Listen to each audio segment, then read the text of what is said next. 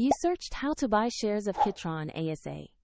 Kitron is a Norwegian electronics manufacturing services company listed on Euronext under the ticker KIT.OL.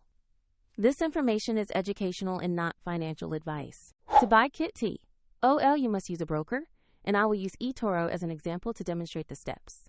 After registering, you will need to verify your account, typically with an identity document, and add funds to your account before buying. Use the platform search bar and type the ticker KIT.OL to find the listing.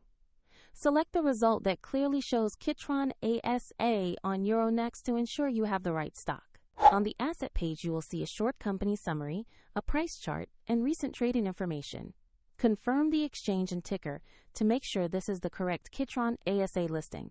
Click Invest or Buy, enter the amount you want to allocate, and review the order details before confirming. If the market is closed, the order may be queued or executed as a limit order depending on settings. And if you lack sufficient funds, the platform will prompt you to add money before confirming. After an order executes, your new position will appear in your portfolio where you can monitor it. For convenience, the eToro link is provided in the description below.